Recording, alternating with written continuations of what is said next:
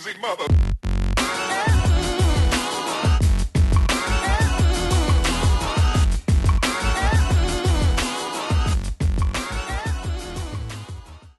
NattFitness community, welcome to another episode of the NattFitness Method. I'm your host, Nicholas Natt, and I want to thank you for joining me on this very, very special podcast because, as you know, we are all derailed, everyone in the world, with what happened with the coronavirus, and it is a privilege to be filming here in my gym, which is actually open, also with my guest in the flesh, which will be the first of, I think, the last 6 podcasts that we were able to actually do in person. So definitely a victory.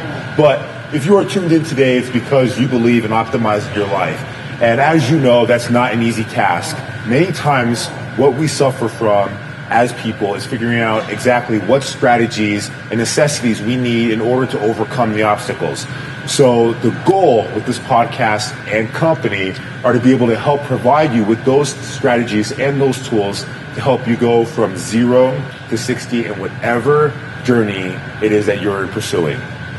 So without further ado, I'd like to introduce my guest. Not only is she retired national women's soccer athlete, but she also is a retired pro soccer athlete who has been through not 1, not 2, not 6, not even 8, but over 11 different surgeries as an athlete, and found a way to quantify her identity and find purpose at the lowest of the barrel, and not only be able to come back from the hardships, but to definitely define what it means to be a true athlete and true character of resilience. So without further ado, help me in welcoming my guest, Brittany Bock. Brittany, thank you so much for joining me. It's so great to be here. It is great having you. Okay, you have great energy, so it's been great just having the conversation. Mm-hmm. I think one of the things that's just so commonly apparent is that you were a very avid soccer player. You're insane. How did soccer come to fruition? Did you choose soccer, or did soccer choose you? It was, when we were young, I don't have a lot of memories, I think, because of concussions from soccer, but any sport that my parents, they were like, you want to play this? We'll put you into it. And so I started playing a bunch of different sports. I played t-ball with the guys, soccer, played basketball, track, volleyball in middle school, but soccer was one of those things at the age, I'd say 8 years old. So I started playing when I was 5, but when I was 8 is when I got on this team that we started traveling all over the country. Our coach was from Brazil, and so we had that Brazilian culture, the love of the game, the beautiful game. And so I think with those teammates and then just the tenacity that I had, I was good at a lot of sports, but I think the team that we had, and just the environment I was in, that's what we just rolled with. And then I played. I loved the game. Absolutely. So, yeah. So you just had this fixation towards the game, and it just everything happening at once, with timing, right? Yeah. Excellent. So, talk to me a little bit about, some of the things, because I think it's so easy to look at someone of your stature to have the opportunity of, playing on all of these national teams. Obviously, you played at a very elite level even before playing varsity in high school. Mm-hmm. And so many people, I think, can look at that from the outside and say that that's talent, right? Or you just naturally had that inquisitive ability. And, to say that you are not talented would be a fallacy. Clearly you are. Mm-hmm. But what sort of work ethic and what sort of goals did you set early on? Because, what we know now and what people are beginning to discover is that you cannot achieve at a remarkable level, but also sustain that level of excellence without some sort of conditioned pattern. Yeah, and I think, and so I have an older sister, younger brother, and we all played sports and we liked it at different levels, but I don't know if this was just ingrained. We had the same parents, but I just was just this Tasmanian devil. When I played, I was just hungry. I was just an animal. I wanted to beat all the boys. I wanted to just with my teammates and everything, I just trained hard. And so I'd say at the age of 13, 14, and even younger, I had this desire to play professional soccer. At the time, there was no pro league for women, and so I was just I want to be the first woman in the MLS, which is Major League Soccer, so it's the men's. But I was just I just want to play. And 13, 14 years old, I went to this camp, and they had classroom sessions. So they had this one of those camps where you play in the morning, you have a classroom session, you play in the afternoon, a classroom session or something, and then you scrimmage at night. Okay. And I'm like, I just want to play. But the only thing I truly remember from that camp was there was a classroom session about setting goals, having dreams, putting your dream up there, and they talked about a runner wanting to beat a mile, and he put the time on there that he wanted to achieve. And so I remember going home from that camp, finding a poster of the U.S. Women's National Team, and they had their gold medal from the Olympics. And so I found that, and I had bunk beds at the time, so I put it above my bed, and I ripped off a cardboard box, and I wrote, "National Team, just do it."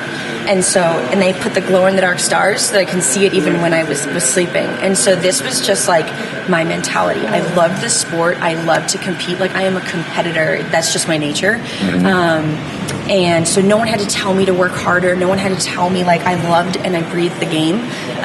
But then having that poster and that vision in front of me, I knew exactly what I wanted. So when things got tough, and you hear it now, when things get tough, go back to why are you playing, and have that vision in front of you. And so I literally started making youth national teams when I was 15 years old, started traveling the world, not just the country. And it was just this drive and this passion I was a very intense player. Don't know how to, I was a clean player, but extremely intense and very competitive. Physical. And still to this day, physical. Right. But clean, and I love to compete. I love to work out. I love practice. Well, I think it's easy to see that, obviously with the level of discipline that you ended up having, there's really a strong cultivated passion. And I think so many people miss that, right? Because there's this old adage, if you don't stand for something, you fall for anything, right? And so many people are kind of, I guess, given an idea hey, you would be really good at this thing. And whether or not they would, it might not be something that comes genuinely organic from themselves, right? And so you had such a strong cultivated passion. You were so clear, even at an early age. Mm-hmm. Do you contribute that to your parents, your upbringing? I mean, what allowed you to have the platform of being able to have that kind of confidence? Because usually, especially in adolescence, we're trying to find our voice. Yeah. And we're trying to not only find our voice and what that actually means and what we think about, the world, but we're also trying to find out, is it okay for me to pursue that thing that I'm good at? If somebody's short and they say, I want to be a basketball player, are they going to get condemned or ridiculed from people because they're you're short, you can't be a ball player? How did you have so much conviction in going out and having such a very strong, passionate goal and having the confidence to take the action with that? Yeah. And that's with anything. I mean, when someone tells you, and I think this is too, when you start at a very young age, if you get praised for something, it feels good, and so you want to do it again. But for me, I loved sports. My dad was a baseball player, probably would have gone pro, but ended up getting Tommy John's, literally pro scouts were there. And that's where his career, it was just bad timing. And so he loved sports, and my mom was a good athlete. But my idols, were I grew up in Chicago, so Michael Jordan, MJ. Walter Payton, these athletes, and so you see them and just the intensity and just how fun it was to play. So I think, and again, I don't have a great memory of what exactly it was, but I was good at sports. Where if you were to say and it made me want to do it more, but I enjoyed it. I thoroughly loved to go in the backyard or to go play any sport I could. I had a basketball hoop and I'd go play, and if no musical talent, none of that, right? So I know that I was getting the confirmation, the affirmation of me as my skills, but I always wanted to be better. And so I think part of it, because people said, oh, you're really good at this, but there were a lot of doubts. And in fact, I played on a U20 national team, and we played in a World Cup over in Russia. And I think I was my hardest critic. I never really had a coach say, you're not good enough. And maybe there was a point that drove me harder, but I don't remember. Maybe I blocked it out. But to me, I was just I'm good, but I wanted to stay humble. So instinctively, like, I was just like, I'm not good enough. I want to work harder. I want to be the best that I can be. Like, I really did. And I believed it, which then ultimately just kept me going. And even like, and I would go in the backyard, or I'd go do extra training, and I was really hard on myself. It wasn't like my parents were like, you need to do this and you need to do that. They were supportive, and they were like, to all three of us, like, do what you want to do. Obviously, with very good disciplining, where if we're like, like, if you commit to something, then you stay committed, because you made the choice you were going to do it. Exactly. And so I was very grateful for this, like, tough love discipline. Like, no, you said you were going to do it. But that, like, helped build me and my siblings into who we are today. So, absolutely, yeah. I love your voice on the commitment, and I really love that. No matter how much you excelled in something, you always kept your feet on the ground, right? And I think there's a saying that I heard in basketball, and it said, "Never let a loss get to your heart, but never let a win get to your head." And so you kind of, encompassed that, but lived it as emulsified it, right? Yeah. So I love that.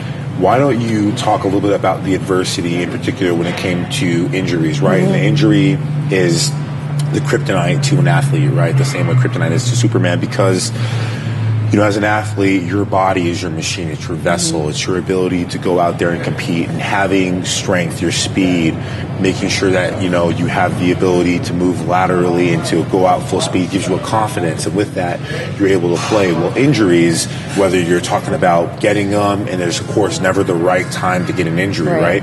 But also trying to circumvent an injury, playing around it, which you have experience in doing, being fearful of perpetuating an injury. How do you, how did, the long stream of injuries end up occurring? And two, how did you find the strength to persevere when so many people seem to almost lose hope, and it just diminishes, not just with the one injury, but with the 2, the 3, the 4, the 5, the 6, the 7, the 8, right? Like, there's so many. How did you maintain an evangelical attitude? Yeah, and this is actually, and then it plays into, like, where I put my identity later on that we'll talk about. But, like, like I said, I played hard, but I almost, at a young age, I love scars in a weird way. Like, it's like my battle wounds. In fact, when I was younger, I would have, like, I remember, like, Band-Aids all over me, because I was just like, I have all these little things. I would have rug burn, like, just burns. It's because I would put my body into everything. Like, I was sacrificing my body for the game. Like, I wanted to give it my all, my 100%. And so I got injured, like ankle sprains and all that. I didn't like I never liked the feeling of if someone's like, oh, you're faking it or whatever. So I started to play through a lot, because I was in almost building, like, mind over matter. Like, it's maybe it's not, like, toughen up. And so I played through a lot of things. And then in college I had quite a bit of injuries. Like, we managed me, and my trainer would joke, because they're like, Bock, your file is like this thick, and it would be all these things, but I continued to play through stuff. And so my first surgery for soccer was a labral tear in junior year in college. And so one practice, I was just like, I couldn't lift up my leg, and it was like excruciating pain. And so I ended up playing like a month, shooting up with Toradol, playing in the game, needing to take rest. So that's kind of like my first surgery. It was a quick scope. My rookie season in the pros, so I played 4 years at the University of Notre Dame, came off a loss, a national championship loss, 2-1. And so I was just like, just unsatisfied. But I always knew that wasn't the end. Like, my end goal was national team. And so it was one of those things like, okay, I'm going to keep going, because I know this is my goal, and nothing's going to keep me from that. And so professionally, it was one of the first practices, and I'm a rookie. I'm coming in. We have Marta, who ends up being 5-time FIFA Player of the Year, like this Brazilian turbo speed. Shannon Box, Ali Wagner from the national team that were in our midfield. Aya Miyama, Camille Abley. So these, like, French national team, Japanese national team, and we were just studs. And so I was just like, I need to prove myself. And so I had got drafted first round, 5th overall, and it was like, yay, you arrived. I'm like, okay, this is amazing. but this is just the beginning.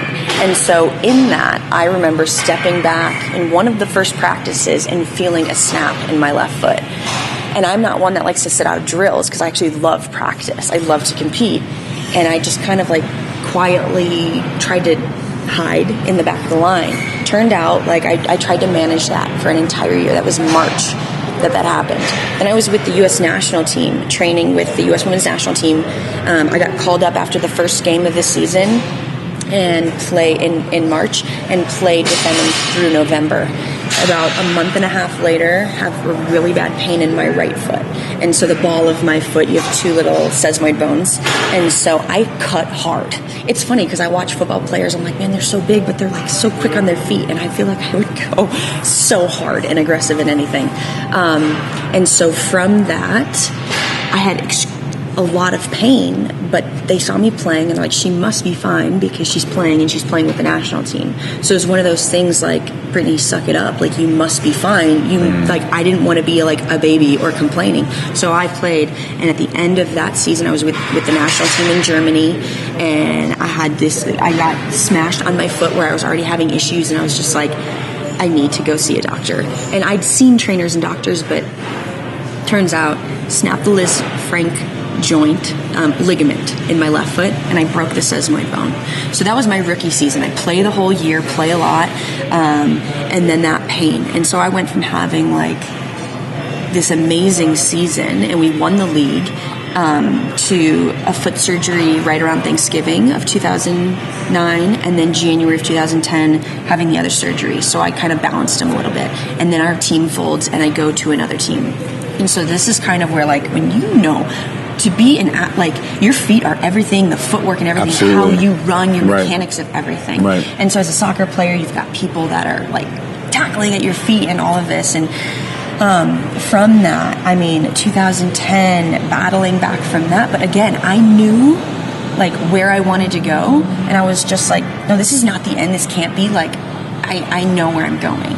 And so through every injury and every time something happened, I was just like, no, I need to make it back. And I started to create this warrior mentality. Like, I need to go through the trenches. And in some ways it ended up, I think, really hurting me, because then I started to believe like I need to suffer to be good. And I know there's different suffering. Like, you need to train hard, and you're gonna like throw up in practice, and you're gonna go through. But the physical injuries, I sometimes had a hard time. Like, in my head, you need to be stronger, or this is like something you need to push through, versus you actually need to recover.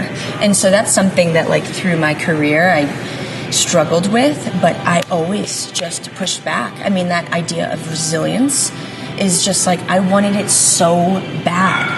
Like, I didn't have, like, growing up in high school, like, I went to the extra practices. I was so grateful for the opportunity. My parents like had the means to put me into extra training, but for me, I was in the backyard, and I chose to like not do things with high school friends because I was training or I was traveling. And then the respect grew from my peers. They're like, man, you're going off to, what country did you come back from this time? So Right. It was one of those things, like, my identity then was so wrapped in like Brittany, the soccer player, the athlete. And so, yeah, I think I wanted it so bad. I think it's cool to, have the opportunity to listen to you, speak on just how exciting and just how passionate you were. Conversation, about a week ago, and you were talking about not drinking because you wanted to maximize every single opportunity and the littlest advantage you could have that would either extend your career or help push you that much closer to achieving your goal.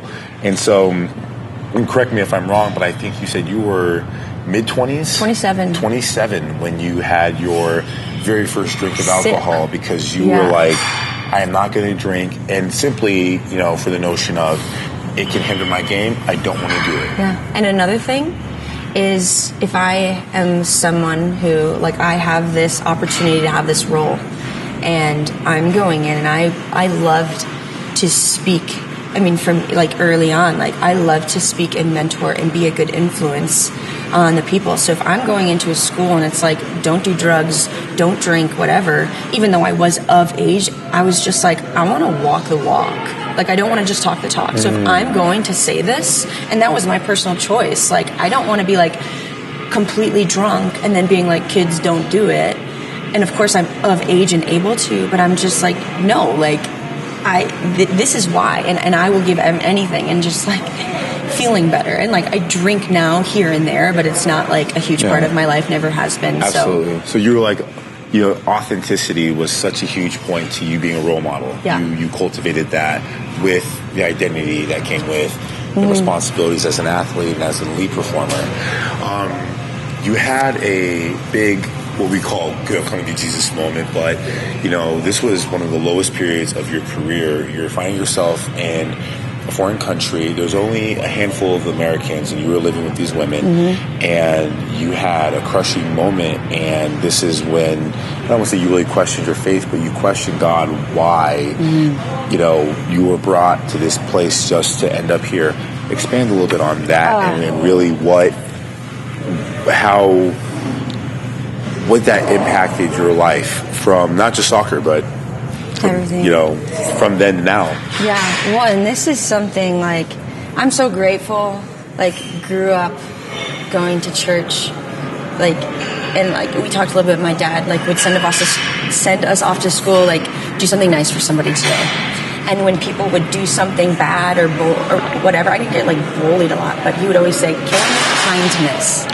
Like, that's how you do that. And so from that, growing up in that household, I remember in college, and the big part of the reason I chose Notre Dame was because of just my faith. I was like, I want to be in an environment, I want a good education, I want to win 4 national championships, all that.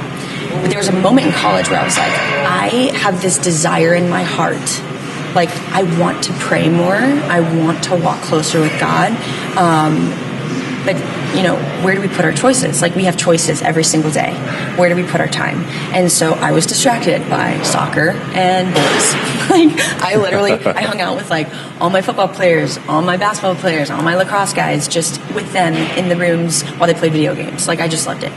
So in that, I had that desire. And I was just like, why? And getting, like, frustrated. Like, why is it so hard to pray? And I wanted it. It wasn't until, like, and I'd be going to church, and I had some good groups, and I was in Bible studies, but I played 2009 in LA and had this, like, a very successful season in the surgeries. 2010, that team folded, went to DC, got on a new team, still was, like, going to church, had some Bible studies, but that was a rough year, and I still came back and played, not as much as what I wanted. 2011, that team gets bought out. So then I signed with Western New York. So then I'm in 3 cities and 3 states. I've had 5 surgeries at this point, because I had a couple of cleanups, and have an amazing year. We win the league, we win the championship. I'm playing every single minute. They had already, the national team, there's the Women's World Cup and then the Olympics back to back, where men's is every 2 years. So they already had the 2011 team set. So I was just like, okay, but this year I'm playing well, really well. Coming out of it, I'm feeling a little bit better. And in here, I'm still, like, walking in my faith and still, like, desiring that, but now I'm starting to perform better again, and so it's just like there's some distractions. 2012, 3 weeks before the pro league, before our 4th season, we get an email saying the league folds, and we have a 1-day window to sign overseas. And with a lot, I had a boyfriend, long distance, and all this stuff, all these factors. So I was like, okay, I'm going to give up. I had a jewelry business that I did for 10 years. I'm like, I'm going to give up all this business, everything in the States, and I'm going to go overseas. And it took me, I didn't do it the first 3 months, but I was watching the Olympics in 2012, and I'm watching there, and I'm sitting, I remember I was in Colorado at the time living with my sister, and I'm watching this, and I'm like, what am I doing? Like, that is my dream. And I couldn't sit there and watch. So I get on Facebook, message a few people. Within hours, 3 days later, I'm on a plane to Sweden. So it's one of those things like, I'm going to continue playing professional soccer. It's going to be in a different country. Get over there, training well, and I'm out there for like 2.5, 3 weeks, played in a couple games, and blow out my ankle in this next game. And it was to the point where it was just bad. And so I only had a bike, and I had a lake, and people spoke English, and then I lived with a couple Americans, but I was just like, I came here to play soccer. And so in that, I was so angry. Like, God, why did you bring me out here? Why did you put this desire in my heart if you're going to keep taking it away from me? Like a very angry pain. And so I was there for 3 months, but couldn't end up playing the rest of it, and just like the battle. But I went to this lake. I sometimes rode a bike around this lake, and I went to this lake and I just started diving into scripture. And one of my teammates, I lived with 2 gals, Denisha and Kendall, and Kendall went through the book of Acts with me. And just like as I went through it, she had just done a series or something, so she walked through it with me, and I started to dive and see clearly. And so through that struggle, it was just like a moment where then I was like, okay, this isn't about me. And so when I went back, and the 2013, the next year, Pro League is starting back up. I signed with New Jersey, and I go out there and I am ready. I am okay, I'm fired up, I'm just diving more into scripture. And at the first game of the season, I go in for a hard tackle. I actually go down for a tackle here, and I come down like this, and someone's knee, I think, went into my rib. I play the whole game. I get a concussion also with Abby Wambach. We butted heads a lot. And so that happened. I played the whole 90-minute game. But from that, I remember going, and I started listening to a lot more just Christian music on the radio, because nothing else, couldn't answer it. All the other music, I was just I need to fill my mind. I'm questioning everything. And so from Sweden, where I just really started to dive, I thought okay, now God's going to give me what I want and bless me, because I started walking closer with him, and then I got tested more. I broke a rib. I got a concussion. I came back. I played in a few games. Broke my wrist. Had surgery. 2 surgeries on that one.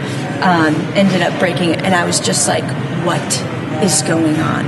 I thought that this and so it was in that year that probably a mentor of mine, that his name is T. Scott, and he brings so much peace to my life. But he played in he lives out in Orlando. He's a strength coach, but 2013 he sought me out, and he's I see the Holy Spirit in you. You radiate joy, how you live and how you work and how you do all this. And so since 2013 till now, God sent me him in a moment. And we both, he's Britt, let not your heart be troubled. And he'll just speak truth into me when I'm just so broken. And so those mentors and those people that come in your life, I kept fighting it, because it's my strength is my strength. Mm-hmm. And I'm going to keep going, and I can do it, and I can push through it. But there comes a moment when your strength, you're weary, and you're I can't do this. And so now I call it a surrendered strength. For when I'm weak, I'm strong. And so all these little moments along the way, but it was in that I had this surrendered strength where I found new strength. And and after my career, and I tore my ACL, came back, had a double hernia, had another knee scope, and it was just a moment, concussions. And it was just I had such a drive, because I knew my vision and my goal. But then when so much was tested, people were don't you think God's trying to tell you something? And that angered me, because I was why wouldn't God want to give me the desires in my heart? And so I battled a lot, but I was always surrendering to it, because I was when you believe and know truth, and John 3:16, I know it's thrown around there a lot, but I could dive in deeper, but that's what ultimately I questioned so much. And there was a moment after my ACL, and we had just played our game in Houston, and I'm looking at my scars, so you can see it. It's trying to explain here. Do you see that scar there? I do. Wow. So there's my other one. I was going to say, yeah, the one right there on the left there's side. like the one on my knee. Then obviously your long one. But I'm sitting there and I can't bend this knee because I had literally just torn it the day before. We didn't know it, but we knew it. And I wanted to like kneel down in prayer, and I'm just like angry and I'm numb. Nope, no tears. And I'm looking at my feet. I'm looking at my wrist. I'm just sitting there, just kind of like numb. And I'm looking at the wounds on my body. And I look up at the crucifix and I see Jesus, and I see where the nail was, and I see where he would have been pierced here, and if he was pierced right here in the side, and that was my broken rib. And so all these wounds and all of these places where I had so much brokenness, and I would cry out, why me, why me? Going even back to 2012 was a moment in 2014 where I I'm like, why me? Me? It's like, why me? Like, why do you choose? Like, I am a sinner. I am broken. Like, I am not perfect. But it's like the redemption through that. And so by his wounds, you have been healed. And so for me, like, this transformation through my career was like, it's not about you, you know? And so like a platform and a gift and a gift to play. Like, yes, I was been given a gift and a talent to play, but like that desire, that passion to want to be my best, and not like, I think for a while I chased like proving to the world, but it's like, am I working for men, or am I working for, like, who am I trying to glorify in this? Right. And so that became a shift through the tail end of my career. And then the last 4 years that I've been out of soccer. So yeah. It's amazing. Yeah. It's amazing.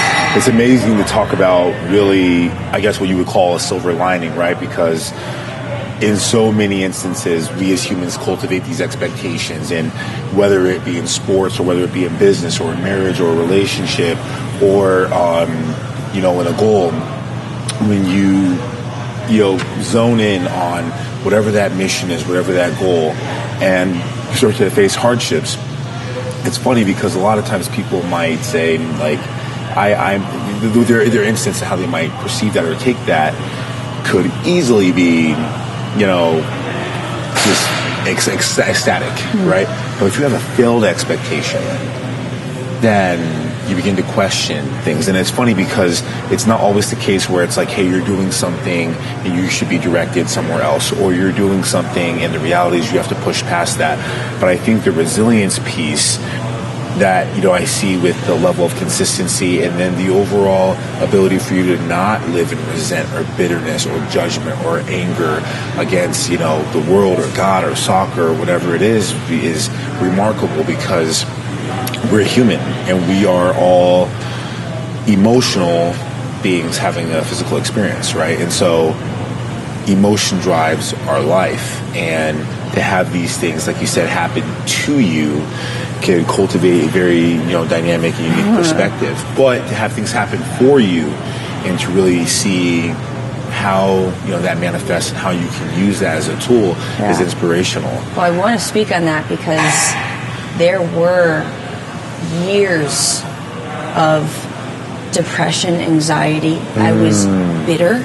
I was angry. I couldn't watch soccer. I didn't want to talk to anyone about soccer because my identity was placed. I mean, everyone knew me as Brittany, the soccer player, like professional, traveling the world. And I remember playing and being embarrassed to show my face because it's like, oh, Bock's just injured again.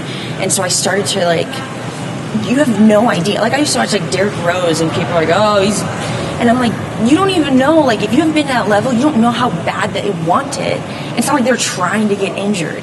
And so that would frustrate the heck out of me. But in the sport, and I'd see my friends that played on the national team, that kept playing, that even people, I compared myself to people who had an ACL injury and then came back and they were playing well. And I was just like, the heck? I did not come back how I thought. I was bitter. I was angry. I wanted to disappear. And it's because I had put so much of my worth, I attached my worth to my performance. And I think a lot of people do that. And I Absolutely. think whether it's in their job, whether it's in like with their family, Title, identity, something, everything. right? And so I actually for years was sitting in this, and I was negative and I was angry, and I knew that's not how I should feel, but I was holding on to it because not only physically I was in so much pain. I wanted to go work out in the gym, and I would stand there crying because I was in so much pain. So I was just like, everything that I love to do, soccer, workout, a lot of the things I love to do, I'm got in that mindset again of God, are you trying to steal all my joy? It's not him, but I was just questioning. I'm don't you want me to be happy? Why are you taking away everything? And it was in that moment, and I've heard this before, if you lost everything, but and only had God, it would be enough. And so in these moments, I went through a couple years of just again, that surrender, and I fought it because I was I can do it. And then I think a lot of people, not even knowing, but we build up so much shame. We're not good enough, we're not worthy, we're not loved. Exactly. And that's what we want to do. People want to be loved. They want to be worthy. They want to be chosen. Right. And we are called to that, but we get distracted from what society and got to be better, and this is what it means to be successful. Right. And so in that, I was very in a bad state, and I probably hid it a bit. But my family knew, my close friends knew, and I didn't want to be that way. And so it was in this transformation, and I kid you not, it was a constant journey, just like in sports or lifting. You're not going to get it in a day. Right. You've got to keep going. You've got to know, okay, I'm going to have days where I fall, where I go backwards, where I do this, but this is my end goal, and I just have to keep my mind on that. And so one of the things that I did not take captive were my thoughts. And I allowed my thoughts to believe all the lies, that I wasn't good enough, that I would never get healthy again, that I wasn't good enough, in relationships, and I wasn't lovable, and I wasn't. And so I started to believe those lies. And so when we have those little doubts, or we've had past experiences, Exactly. then we look for confirmation when we say something, even if we joke, I'm so fat, or I'm so whatever. Right. There's truth to that, but when we say it, or I'm never going to get back. Well, we start to believe what we say. Right. And so in that transformation through this surrender, my walk and surrender is I till this year, I went to the Holy Land this year for a short time right before Corona. But I finally clicked. I turned 33 this year. And I finally clicked that I am broken, but I am loved as I am. I am worthy as I am, and my performance does not matter to my worth. Right. But I am called higher, and that's what makes me. It's unique that you say that. I listened to an interview with Kobe Bryant, and I think he was being interviewed by Lewis Howes. But the point is that Kobe was saying that he was just walking into his adolescence. I think he's probably 11 or 12. And he was the worst player. He was the worst player in this very predominant league in Philadelphia. And he didn't score any points. I mean, it was really bad. And because of that, he started having the emotions of self-loathing. And what ended up actually happening was he had that a very defining moment with his dad, and he thought he was going to be facing shame because as an athlete you adopt the mindset. His dad was a professional basketball player, so I can relate to what he felt trying to live up to an expectation that was put on your shoulders that you didn't even ask for necessarily. And his dad said, "You are my son. You are my son. So you don't need to be a great ball player or to play ball at all for me to love you. I love you unconditional." And in that, Kobe said that gave him almost the permission he needed and the confidence to go out. And then slowly he began to work on his game, and obviously the rest is history. But I say that because there's so much information in what you just spoke about regarding how you were able to look at the situation, how you were really able to classify that differently. And I think the hardest part is that so many people get so caught up in the expectations of what other people think, right? And I think I heard this, it might have been from Prince Shelton, but he said, you spend your time defending yourself against the punches from people who wouldn't take a punch for you. right? And so it's like the opinions and the expectations of society or our friends or our peers or people we don't even like, our haters and naysayers, spectators, right? Don't compare to what we feel about ourselves or cultivating what really matters. And so it's a hard lesson to have to experience, right? But in turn, it's also made you a better person. And so I think, there's a lot of take-homes that can easily, come from that. But, if you could say anything to an athlete who might be facing a self-identity crisis right now, or might be going through it, or maybe might be on the ladder where, they're staring at the end of their career, whether they want to admit it or not, forced or not, and they're struggling with this, what would be your recommendation? What would be your point, your perspective for that individual? I look at the idea of like humility and servant leaders and all that. And so when we play, not playing for ourselves, but playing for our teammates, playing for others. And the idea of humility, not thinking less of yourself, just thinking of yourself less. So in the sense that, like, I think ego, pride, that's so built up in athletics, like especially as when we look at role models and idols, like the people on TV and like the greatest, and we see this and people want this, especially nowadays, like with social media and everything, like wanting this fame and wanting this. But it's like, why did you start playing? Like, is it so everyone will like adore you, bow down to you and all this, or do you play because you love the game, you love to compete, and like the joy that it brings out of you? It's a great point. So the idea of like identity, it's hard because when you pour so much into something, and a lot of people from a young age, and you dedicate so much of your life to it, and it's not going the way that you want. You look at soccer alone, you have how many, like hundreds, thousands, millions of people wanting to play soccer, and how many people on a national team? 22 people. Right. So like you could all have that dream, but in it, knowing like your worth and your identity is not in, and we can take it personally but we're worried about like, oh, what do other people think? And for so long, and still at like times I'm like, to be good enough, I need to be the best, or I need to like perform the best or look the best, or whatever. The narrative, right? Yes, that just keeps going through, but it's just like, no, that's like not actually truth. Like, you are chosen, you are good as you are. Like, and so for these athletes that are struggling with that, knowing like, and this is something I like struggled with for so long, but just like finding the joy in why you do what you do, and knowing like at any point, sports especially, it's only going to last so long. Like, you can't keep living that, and when you're 70 years old, you're not going to be the same, and our bodies waste away. Like, that's life.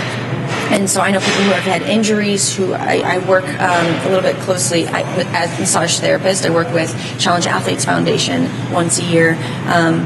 All these athletes who have legs amputated, paralyzed, all this stuff. And it's like, it's redefining. It's like, they could be like, I'm no longer what I used to be. Me, in my injuries. I stayed worth is now lessened. I was just like, oh, well, now.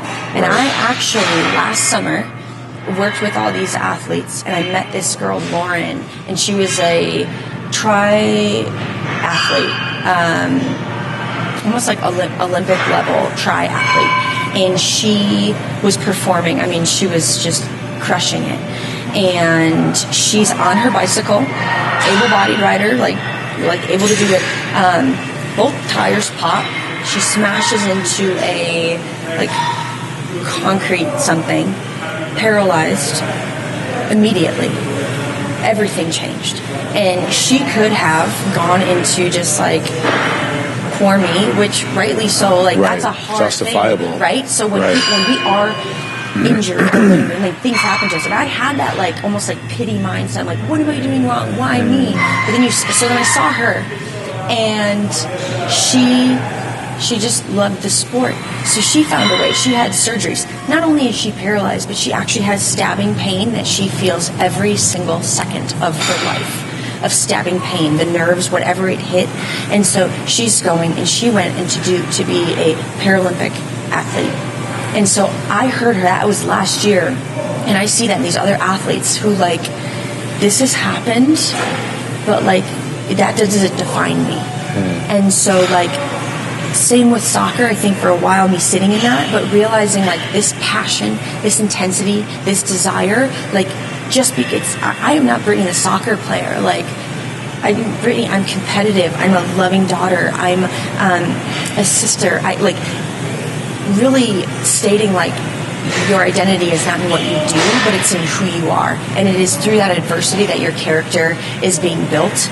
And we can say, oh, all this stuff happened to me and the world owes me all this stuff. Or I can say, no, all this has happened to me. And there's people suffering way more that we will never know about. Exactly. But no, actually, this is the adversity I'm going to go through, and this is a scripture. Suffering produces perseverance, character, and character hope. So I rejoice in my sufferings because it produces this, and that is where. And I read that scripture actually before my games, the latter part of my career. And so when you see that, like, this suffering and all this stuff happening to you, it's actually happening, like you said, for you. And, like, your character is being built. Because I don't want to gain the whole world and lose my soul. I don't want to be the best of the best, but then treat everyone like they're less than me. I never wanted to feel that. You lose yourself. Yeah. You losing yourself. Absolutely. I dig the points. I dig, just how much you're able to actually receive, because there's so much message in there. And to your point, about this triathlete, it's so easy because it's almost expected, and it's like you get a pass from society, from the world about your misfortune, and it says, okay, hey, you can adopt that mindset, if even only temporarily. You still give that. And I think we need to focus on giving ourselves grace, like you talked about with God. God's able to give you grace and mercy, yet it's hard for us to accept or give that to ourselves, right? But I think in that moment, it's imperative to also make sure that you're able to look at a situation and say, okay, you can have this state of mind, but can we dwell there? Because if not, to your point, in different language, of course, but that unconscious mind gets more leverage, and the more that you surrender to it, the more that you're actually bonded, the more you find yourself in that prison. So we're almost out of time, but I want to have the opportunity to ask my last question. Before doing so, Brittany, you've been such a huge inspiration to athletes around the world, women around the world, and individuals out there trying to find their voice and trying to understand that self-worth and self-love are basically predicted by the narrative that you're willing to change, not by a defining circumstance or a medal that you have or any title. And so how can people, if they want to learn more about your message or connect with you, find you maybe online? Yeah, so my website, it's BrittanyBock.com. And actually finding on Instagram is BrittBock11. So that's a place where I do a lot, and then I have my website on there. I'm on Facebook some too, so I'll have a page there, but really Instagram, and then I'm doing some revamping of my website, so there'll be some changes coming, but really getting out there and speaking. Obviously now a lot of more virtual stuff because of the situation, but the speaking and the mentorship, and my heart, like, when you go through stuff, just the compassion grows. And you want. And so now I'm taking that passion and the intensity that I have and pouring into others, because I know it's not about me. And at the end of the day, like, we're all in this together. And I just want to help people be like who they're called to be. Excellent. Brittany, thank you so much for sharing that information. Definitely, guys, feel free to connect with her. So I have two final questions. And the first question has a lot to do with you as a person having foregone everything that you have, from your experience in soccer to your heartbreaks to living this platform that was given to you by your parents, to learning and walking with God, to being a servant leader to the public.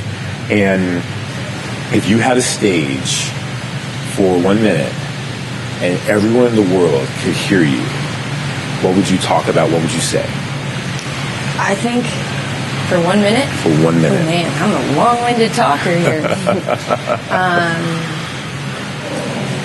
I would just want people to know, like, you are so loved as you are. And no matter what you have done in the past, and no matter what decisions you'll do in the future, like, you have a choice. And so, but it doesn't mean if you've made the wrong decision that you're done for. And that shame is not for you to hold on to, but it's to surrender and actually growing through that. And so your performance is not going to give you your worth, but you are called higher, and you are called to be the best version of yourself, because we aren't here to live for ourselves but for others. Because when we lift others up, that is where, when we humble ourselves, that's when we are exalted. And the strongest people are not those that are standing on top of people. The strongest people are those lifting others up. I love it. I love it. Last question. With things going on in our current times, especially with, bigotry and discrimination, and ultimately under the common denominator of hate, you growing up and, being a white woman, me growing up and being a black man, what would be your message to not just Americans, but to the world when it comes to, the race issue right now going on in America, but also just hate as a whole between one group of people to another group of people, whatever the demographic? Just like what pops into my head is darkness cannot drive out darkness, only light can. And hate cannot drive out hate, only love can. And so, to me, just like, I'm so grateful where I was growing up, like how we grew up, but like, it was all in love. Like, I've had friends of so many different races, I've been to so many different countries, and like, my dad is like, whoever you're around, like, we were kind to everyone. Different classes, like, there's like the popular kids or whatever. It was just like, no, we were friends with everyone. And so for people, and especially when you are wronged and when people hurt you, like, it does not feel good.